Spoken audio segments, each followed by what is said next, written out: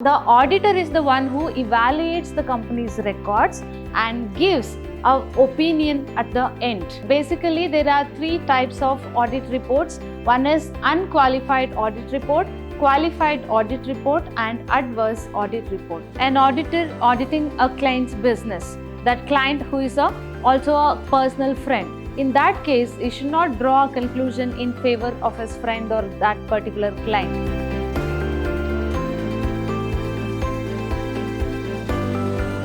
Hello everyone, I am Niklavati S, Faculty of Commerce, Vidhyaashram First Grade College, the Temple of Excellence, MYSURU.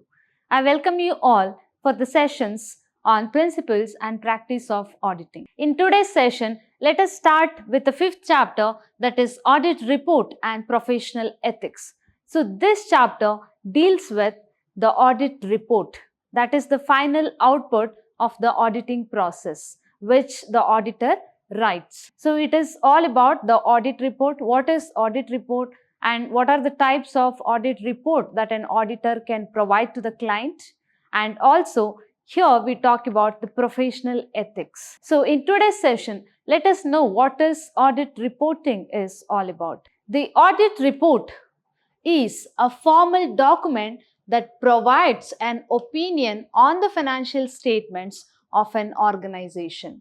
So here it is the opinion on the financial statements, and it is the culmination of the audit process where an auditor evaluates the accuracy and completeness of a company's financial records. So here the auditor is the one who evaluates the company's records and gives an opinion at the end. So this audit report serves multiple purposes, including enhancing the credibility of financial statements, providing assurance to stakeholders, and ensuring compliance with applicable laws and regulations. So why we need audit report? So all those stakeholders who are interested in some way to the company, here they want to know about what is the financial position of the company. So that will be known through the audit report.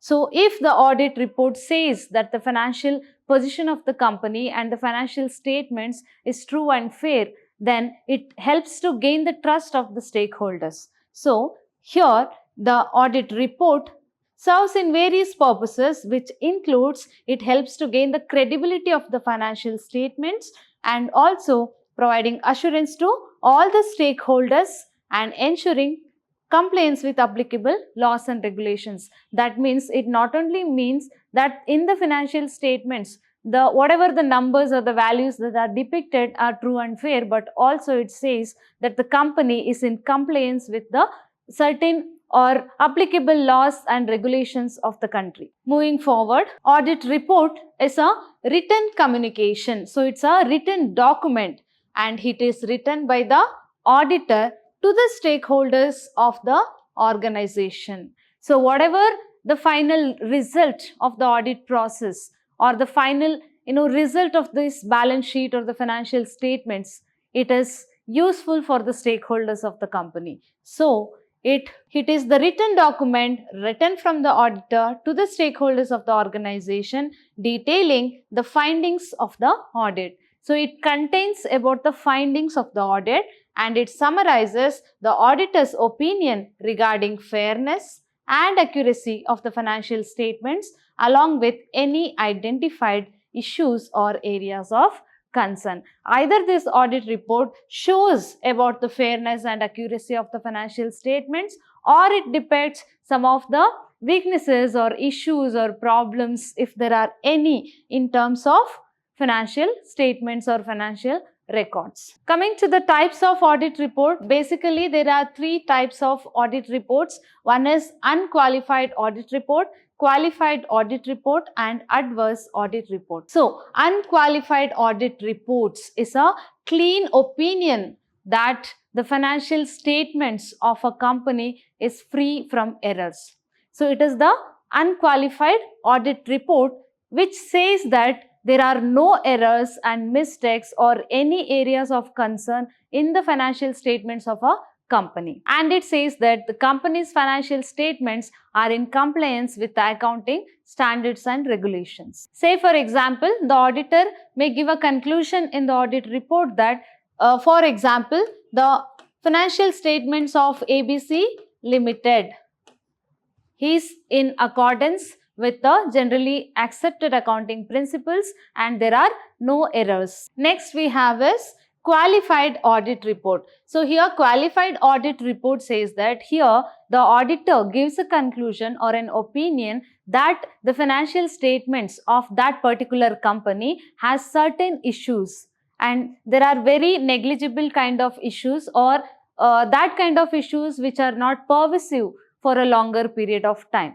So here he mentions what are those concerns or issues or errors in the financial statements so that it can be corrected or improved. So that is qualified report. So in qualified report, some of the issues and errors are identified and mentioned. Next we have is adverse audit report. So here it's a negative audit report on the company's financial position, we can say. Here the auditor gives an opinion that the financial statements of that particular client's business do not depict the true financial position of the company. There are a serious errors or frauds or concerns which need to be taken care of. It do not say the actual position of the business. So in that case, it's an adverse audit opinion. If the auditor is unable to obtain sufficient information to draw conclusions on the financial statements,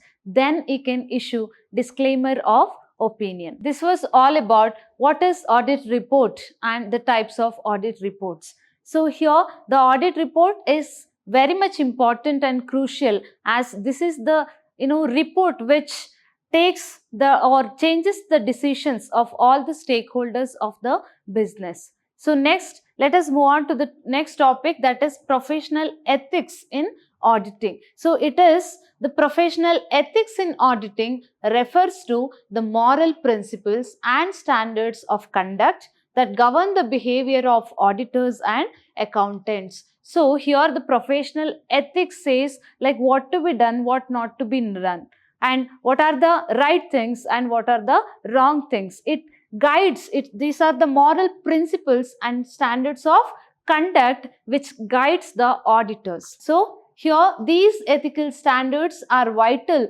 for maintaining the integrity, transparency and trustworthiness of the auditing professional. So following professional ethics is important for the auditors in order to maintain the integrity, transparency as well as to gain the trust and to have the trustworthiness in the auditing profession. Then auditors must adhere to a code of ethics that guides their professional conduct. That means it says how they should behave professionally and also ensuring they act in the best interest of their clients, stakeholders and the public. So professional ethics is a cornerstone for the auditing profession, guiding the auditors in their conduct as well as decision making. So moving on to the fundamental principles of professional ethics. So these are the fundamental principles. One of the principle is integrity. So integrity here means it is the quality of being honest and having strong moral principles. Auditors must be straightforward and honest in all their professional activities and works. So next we have is objectivity. Objectivity here refers to that auditors should stick to their objective of verifying the books of accounts without getting distracted or without drawing conclusions or the writing audit report in favor of the client's business. They should be impartial and free from any kind of conflicts of interest. Say for example, an auditor auditing a client's business, that client who is also a personal friend. In that case, he should not draw a conclusion in favor of his friend or that particular client. Rather, he should be stick to its objective of providing an unqualified or qualified audit report. The next principle is professional competence and due care. So here it says that the auditors in their profession, they must have the competence. That means they should have the enough knowledge and skills to be maintained, whatever that is necessary in order to take proper decision or proper evaluation or proper verification of the books of accounts, and they should be updated with all the knowledge regarding any changes that happens in the field of accounting or accounting standards or in the field of auditing, etc. And the next principle is confidentiality. So here confidentiality is, it is to maintain the secrecy, or it refers to like whenever the auditor goes for a client's business, he'll come to know about all the financial position of that particular business. He'll be knowing what is the profit, what is the number of sales, and all the related transactions, contracts, or any growth strategies that the company has. So whenever he goes for another client's business, he should not share any of the information known here to the other client or to the to his friends or public. So he should not share the information that is obtained through a client's business. Rather, he should maintain the confidentiality, he should respect that information and the client as well. Finally, we have professional behavior. So this principle requires the auditors to behave professionally without getting involved with any kind of illegal activities. Also, it requires the auditors to follow the rules and regulations as per the guidelines of ICAI, that is Institute of Chartered Accountants of India, and also whatever the rules and regulations they have for the auditors to be followed in their profession. They should avoid any conduct that discredits their profession. So this was all regarding the audit report as well as the professional ethics of an auditor. Hope you all have understood it. Thank you.